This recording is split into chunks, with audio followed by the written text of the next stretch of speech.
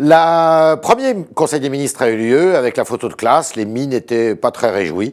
Et cette rentrée du gouvernement s'effectue avec quelques dissonances, quelques couacs. On va en parler avec Hervé Morin, le député UDI de l'Eure.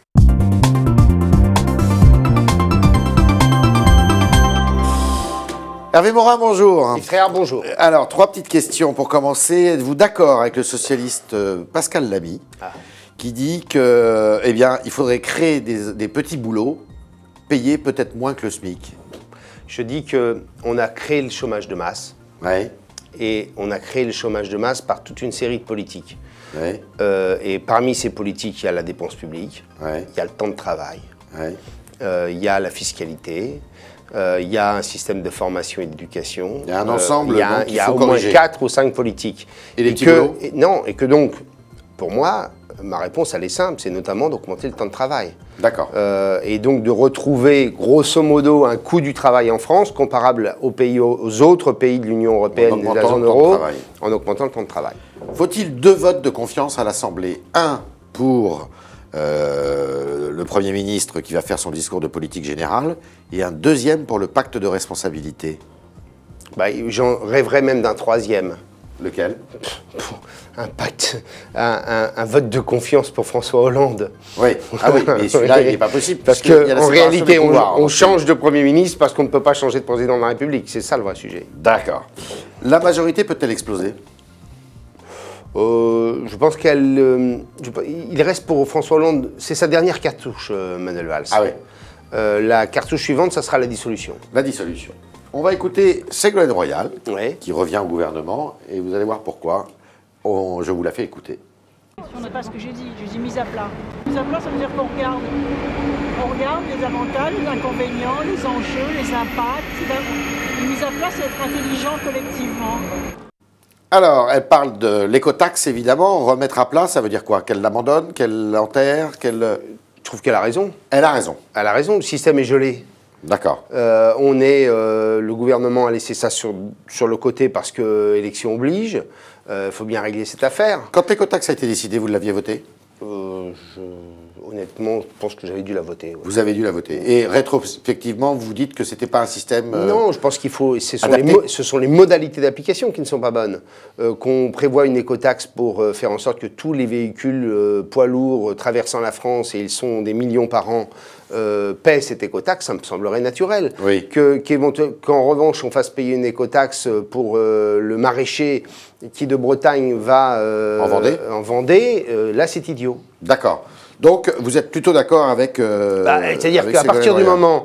Vous avez dans toutes les routes de France des magnifiques portiques. Tout ça a coûté une fortune. Ouais. Il y a pour l'État d'ailleurs un vrai sujet qui est un sujet de dépenses publiques. Ouais. Donc qu'on trouve une solution, il faut bien en trouver une. Elle a raison de se dire, on va regarder, on va poser des questions, on va s'interroger. Est-ce qu'il y a des modalités qui pourraient marcher? Et moi, je ne vois pas pourquoi on ne ferait pas payer l'ensemble des poids lourds étrangers qui traversent la France pour aller livrer en Espagne, au Portugal ou en Italie. Alors, il y a la méthode et puis il y a le fond. Sur le fond...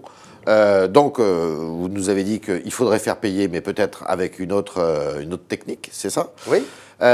Sur la méthode, que Mme Ségolène Royal, avant même le premier Conseil des ministres, dise ça, est-ce que ça y est, on est reparti dans un gouvernement à quoi? Attendez, moi j'aspirais à sortir de l'amateurisme dans lequel nous étions. Oui.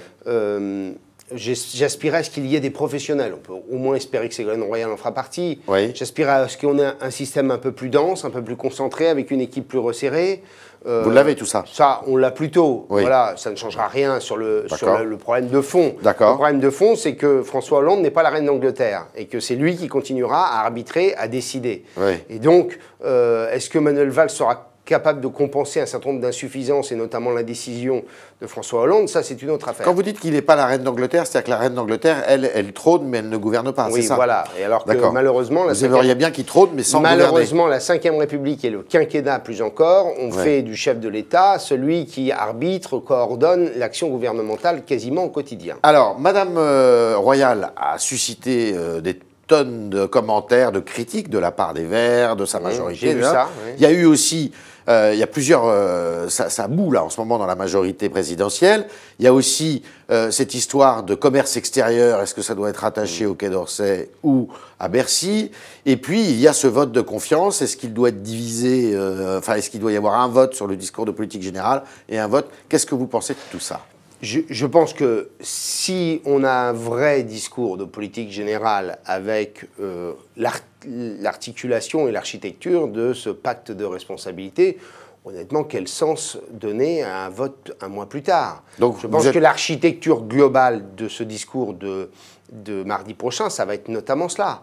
Et donc, deux votes, franchement, à voir. Vous êtes plutôt pour un vote? En revanche, Manuel Valls dit clairement... Le pacte de responsabilité, c'est ma feuille de route. Je vous en donnerai la description et le contenu dans un mois. Oui, bien sûr, deux votes. Deux votes. Tout dépendra de son discours. De ce qu'il va raconter. D'accord. Le fait que les Verts soient sortis du gouvernement, est-ce que c'est une bonne chose? Je les ai félicités. Ah, d'accord. Je les ai félicités parce que je trouve que pour une fois, on a une formation politique qui, après avoir avalé à peu près tous les boas possibles depuis 2 ans, s'être fait piétiner matin, midi et soir par François Hollande, qui, comme sur le reste, leur a menti, comme aux Français, ils en ont tiré les conclusions et ont décidé de se mettre en retrait de l'action gouvernementale. Et qu'on n'arrive pas à nous raconter, comme j'ai pu l'entendre de temps à autre, que la présence d'un ou deux ministres dans le gouvernement va infléchir la politique du gouvernement. Et donc qu'ils se mettent en retrait et qu'ils soient des observateurs attentifs et éventuellement des critiques de l'action gouvernementale à partir de leur projet politique, je trouve qu'au moins, pour une fois, on a une formation politique qui est en cohérence. Cohérence avec elle-même, même si vous ne partagez pas leurs idées. Nous sommes d'accord, je ne suis pas collectiviste.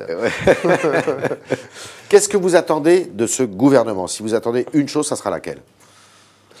Je vais vous dire, je pense qu'on n'aura pas grand-chose malheureusement à attendre. D'accord. Tout simplement pour une raison, c'est qu'il n'y a plus de légitimité politique pour cette majorité. D'accord. Et que donc l'immobilisme dans cette période pourtant d'urgence absolue sera, je le crains, la règle. Et on est dans la dernière étape avant la dissolution si ça ne marche pas. Je crains malheureusement que François Hollande ne soit pas capable aujourd'hui de pouvoir mettre en œuvre les 3-4 réformes absolument urgentes dont on a besoin. D'accord, qui sont réforme des collectivités, de l'organisation publique, réforme fiscale pour faire de l'investissement, du risque, de l'épargne productive la priorité, les marges d'entreprise. 3, la réforme du marché du travail pour donner de la souplesse. Et 4, bien entendu, la réduction de la dépense publique. D'accord, très bien. Alors, on va parler des européennes, parce que l'échéance approche. Dans 2 mois maintenant, un petit peu moins de 2 mois. Il y a Arnaud Montebourg qui a pas très longtemps dit la Commission européenne, donc l'Europe au quotidien, est le carburant du Front National. C'est vrai ça? Arnaud Montebourg oublie une chose, c'est que la Commission européenne ne décide pas. D'accord. C'est le Conseil européen qui décide. Ce sont les membres du gouvernement de chaque État. La Commission propose et les membres du gouvernement sur le sujet concerné décident avec des majorités plus ou moins qualifiées. On a besoin de 2 choses en Europe, très simplement. Lesquelles? On a besoin de démocratie et de politique, et plus de politique d'ailleurs que de démocratie. Faire en sorte que, par exemple, lorsque nous allons voter, nous puissions avoir une majorité politique. C'est-à-dire, on a un Parlement, mais ça ne change rien à la politique européenne. On aurait besoin d'avoir un Parlement européen où le peuple européen votant sur une même liste dans l'Union européenne puisse décider d'une politique plus à gauche, plus à droite, plus conservatrice ou plus libérale. Et deuxièmement, ce dont nous avons besoin, c'est de faire de l'Europe une puissance avec une gouvernance économique européenne dans la zone euro. C'est-à-dire de sortir de ce schéma... Qui émanerait des États ou qui émanerait du Parlement ? La gouvernance économique européenne, une gouvernance économique européenne s'appuyant sur une des institutions européennes où le président de l'Union européenne est soit adoubé ou par une espèce de vote de confiance par le Parlement européen, soit par un système de suffrage universel. On a besoin de créer de politique, que les Européens prennent leur destin en main, et deuxièmement, nous avons besoin d'avoir des institutions qui marchent. D'accord. Les européennes, l'UDI va aller main dans la main avec le MoDem à ces élections? Nous sommes les seuls Européens de l'histoire. Nous sommes les seuls à dire aux Français, Nous avons besoin d'une Europe puissante, nous avons besoin d'une Europe politique et nous avons besoin d'une Europe capable de peser face à ce monde nouveau qui est en train d'émerger.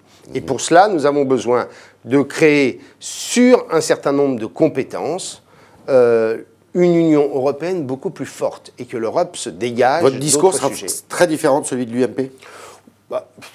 L'UMP de laquelle vous parlez. Ah bah, il y a un parti qui s'appelle l'UMP qui est dirigé par Jean-François Copé. J'entends bien, mais j'ai au sein de l'UMP autant de sons... Donc vous êtes plus unis à l'UDI sur l'Europe et au MoDem qu'à l'UMP. Nous avons cette responsabilité-là auprès des Français, de porter le message européen. L'Europe ne doit pas être le bouc émissaire de nos problèmes. Si, Yves Tréhard, la justice ne marche pas, est-ce que c'est la faute de l'Union européenne? Si l'éducation nationale ne marche pas, est-ce que c'est la faute de l'Union européenne? Si nous avons un niveau de dépenses publiques si élevé ou des prélèvements obligatoires si élevés, est-ce que c'est la faute de l'Union européenne? La démonstration dans les autres pays montre que non. Je vous remercie. Quand est-ce qu'on connaîtra les listes de UDI et MoDem? Lundi prochain. Lundi prochain, on connaîtra le détail de toutes les listes. Exactement. Les têtes de liste étant déjà désignées. Annoncées. D'accord.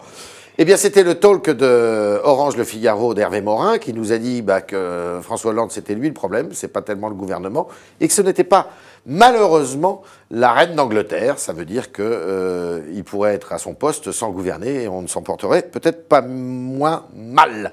Je dis même qu'on s'en porterait probablement mieux. Et que les Européennes, eh bien, c'est à l'UDI et au MoDem de porter ce message européen. Il y a beaucoup de choses à faire pour la rendre plus populaire et plus démocratique. Merci, Hervé Morin.